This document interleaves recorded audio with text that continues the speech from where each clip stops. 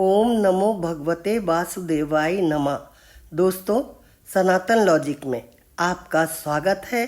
आज हम आपको बताएंगे कि भगवान श्री कृष्ण पृथ्वी पर क्यों अवतरित हुए। ऐसा क्या कारण था जो उन्हें अवतार लेना पड़ा। दोस्तों, एक बार ये संसार ऐसे राजाओं की अनावश्यक सैनिक शक्ति से बोझिल हो गया जो वास्तव में असुर थे, किंतु अपने आप को राजा मान बैठे थे। तब सारा संसार विक्षुब्ध हो उठा और पृथ्वी की अधिष्ठात्री देवी, जिसे भूमि कहते हैं, इन आसुरी राजाओं से उत्पन्न अपनी विपदाओं को बताने के लिए ब्रह्मा जी के पास गईं। भूमि ने गऊ का रूप धारण किया और वह आंखों में आंसू भरकर ब्रह्मा जी के समक्ष प्रकट हुईं। वे शोकार्त थीं और भगवान की करुणा जगाने के लिए धारा प्रवाह रो रही थीं। उस गौ माता ने पृथ्वी की विपदाग्रस्त स्थिति का वर्णन किया। इस वृत्तांत को सुनकर ब्रह्मा जी अत्यंत दुखित हुए। वे तुरंत क्षीर सागर के लिए चल पड़े, जहां भगवान विष्णु निवास करते हैं। ब्रह्मा जी के साथ शिव जी इत्यादि सारे देवता थे और भूमि भी उनके साथ गाय के रूप में हो ली थीं। क्षीर सागर के तट पर आकर ब्रह्मा जी भगवान विष्णु को, जिन्होंने पहले बराह का दिव्य रूप धारण करके पृथ्वी लोक की रक्षा की थी, प्रसन्न करने का उपाय सोचने लगे। वैदिक मंत्रों में पुरुष सूक्त नामक एक विशेष प्रकार की प्रार्थना है। सामान्य रूप से देवतागण इसी पुरुष सूक्त का उच्चारण करके श्री भगवान विष्णु को नमस्कार करते हैं। यहाँ यह ज्ञातव्य है कि जब भी किसी लोक में कोई उपद्रव होता है, उस लोक का अधिष्ठाता देव इस ब्रह्मांड के स्वामी ब्रह्मा जी के पास जाते हैं। फिर ब्रह्मा जी क्षीर सागर के तट पर खड़े होके विष्णु भगवान का प्रत्यक्ष दर्शन करते हैं। इस ब्रह्मांड के अंदर श्वेत द्वीप नामक एक लोक है। उस लोक में ही क्षीर सागर है। विविध वैदिक वाङ्मय से ज्ञात होता है कि जिस प्रकार इस लोक में लवण सागर है, उसी प्रकार अन्य लोकों में भी अनेक प्रकार के तरल सागर हैं। कहीं क्षीर सागर है तो कहीं तेल सागर और कहीं सुरा सागर तथा अन्य प्रकार के भी सागर हैं। पुरुष सूक्त ही वह आदर्श प्रार्थना स्तुति है जिसे देवतागण क्षीरोदकशायी भगवान विष्णु को प्रसन्न करने के लिए पढ़ते हैं। यही वो भगवान विष्णु है जो दुष्टों का संहार करने के लिए बार बार पृथ्वी लोक पर प्रकट होते हैं। भगवान विष्णु ने ब्रह्मा जी को एक संदेश दिया कि भगवान शीघ्र ही अपनी परम शक्तियों के साथ पृथ्वी लोक पर प्रकट होंगे और जब तक वे पृथ्वी लोक में असुरों के संहार तथा भक्तों के संस्थापन का उद्देश्य पूरा करने के लिए रहेंगे, तब तक समस्त देवताओं को भी वहां रहना पड़ेगा। उन्हें अब शीघ्र ही यदुवंश में जन्म लेना होगा, जिसमें यथा समय भगवान भी प्रकट होंगे। भगवान श्री कृष्ण स्वयं वसुदेव के पुत्र रूप में प्रकट होंगे। उनके प्रकट होने के पूर्व सारे देवताओं को अपनी अपनी पत्नियों सहित संसार भर के विभिन्न पवित्र परिवारों में भगवान को उनके कार्य में सहायता पहुंचाने के लिए प्रकट होना होगा। यह संदेश ब्रह्मा जी ने समस्त देवताओं को बताया और गाय के रूप में जो पृथ्वी माता थीं उनको भी बताया। जब भगवान श्री कृष्ण ने जन्म लिया उस समय यदुवंश का नायक राजा शूरसेन था, जो कि मथुरा में रहता था। राजा शूरसेन के शासन के कारण मथुरा नगरी समस्त यदु राजाओं की राजधानी बन गई।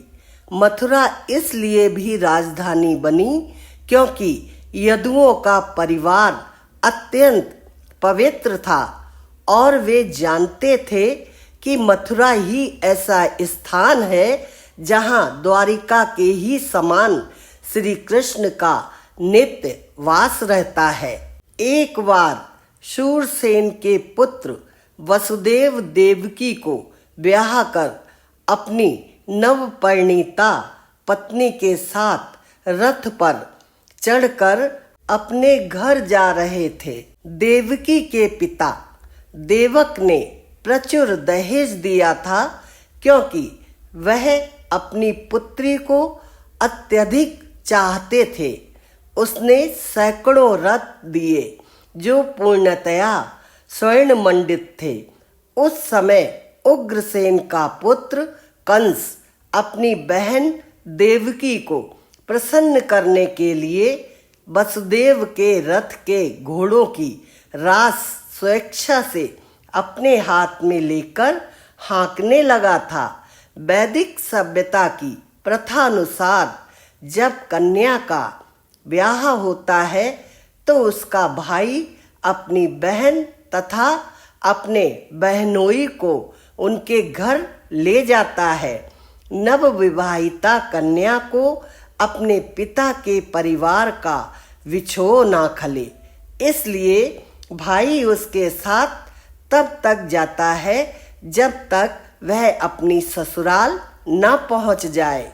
जब दूल्हा तथा दुल्हन रथ में जा रहे थे तो इस शुभ मुहूर्त की जानकारी देने के लिए अनेक प्रकार के बाजे बज रहे थे। शंख, बिगुल, ढोल तथा मृदंग एक साथ मिलकर मधुर संगीत उत्पन्न कर रहे थे।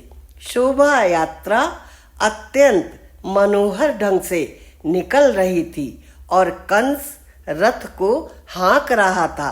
तभी आकाश में अचानक आश्चर्यजनक ध्वनि गूंजी, जिसने विशेष रूप से कंस को उद्वेलित कर दिया। हे कंस, तुम कितने मूर्ख हो! तुम अपनी बहन तथा बहनोई का रथ हाँक रहे हो, किंतु तुम यह नहीं जान रहे कि तुम्हारी इसी बहन की 8वीं संतान तुम्हारा वध करेगी। कंस भोजवंशी उग्रसेन का पुत्र था। कहा जाता है कि कंस समस्त भोजवंशी राजाओं में से सर्वाधिक आसुरी था।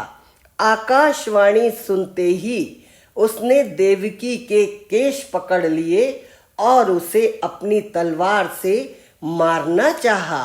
वसुदेव को कंस के इस दुर्व्यवहार पर बड़ा आश्चर्य हुआ, अतः वे अपने इस क्रूर निर्लज्ज साले को शांत करने के उद्देश्य से अत्यंत तर्क तथा प्रमाण सहित इस प्रकार बोले, हे मेरे प्रिय साले कंस, तुम भोजवंश के सर्वाधिक प्रसिद्ध राजा हो।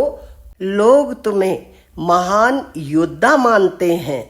आखिर तुम इतने क्रुद्ध क्यों हो गए कि अपनी बहन को ही मारने को उद्यत हो गए?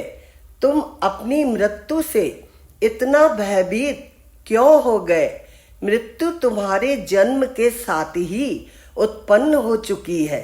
जिस दिन तुमने जन्म ग्रहण किया उसी दिन से तुम्हारी मृत्यु प्रारंभ हो गई है। मान लो कि तुम 25 वर्ष के हो, इसका अर्थ यह हुआ कि तुम पहले ही 25 वर्ष मर चुके हो, तुम हर पल हर क्षण मर रहे हो, तो फिर मृत्यु से इतना क्यों डर? अंततः मृत्यु अवश्यम भावी है। तुम चाहे आज मरो या 100 वर्ष बाद, तुम मृत्यु से बच नहीं सकते, तो फिर मृत्यु से इतना क्यों डरते हो? वस्तुतः मृत्यु का अर्थ है इस वर्तमान शरीर का विनाश। जैसे ही ये वर्तमान शरीर कार्य करना बंद कर देता है और भौतिक प्रकृति के पंच तत्वों में मिल जाता है, तो शरीर के भीतर की आत्मा शरीर के वर्तमान कर्मों तथा उसके फल के अनुसार दोबारा शरीर ग्रहण करती है। यह मनुष्य के सड़क पर चलने के समान है। मनुष्य अपना पांव आगे बढ़ाता है और ज्यों ही उसे विश्वास हो जाता है कि उसका पांव ठोस भूमि पर पड़ा है, तो वह दोबारा पांव उठाता है। इसी प्रकार यह शरीर भी एक बार दूसरे शरीर में बदलता रहता है और आत्मा देहांतर रहती है।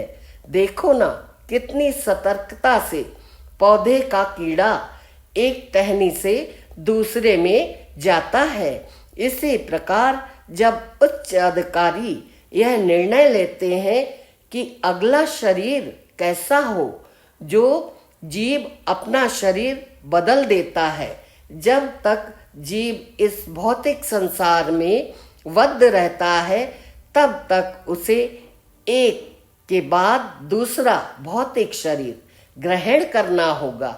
उसे अगला शरीर उसके इस जीवन के कर्मों तथा उनके फलों के अनुसार प्रकृति के नियम द्वारा प्रदत्त होता है। किंतु वसुदेव की किसी बात पर कंस को विश्वास नहीं हुआ और उसने अपनी बहन और बहनोई को कारागार में डाल दिया। इतना अत्याचार अनाचार बढ़ गया पृथ्वी पर। जब एक भाई अपनी बहन और बहनोई को कारागार में डाल दे, इससे बड़ा अपराध और कौन होगा। इसी तरह दुष्टों का संहार करने के लिए भगवान श्री कृष्ण ने पृथ्वी पर अवतार लिया। दोस्तों, आज के वीडियो में बस इतनी ही जानकारी। शीघ्र ही मिलेंगे एक और नई जानकारी लेकर। अगर आपको हमारा ये वीडियो पसंद आया है तो लाइक कीजिए और चैनल पर अगर आप पहली बार आए हैं तो सब्सक्राइब कर लीजिए। राधे राधे।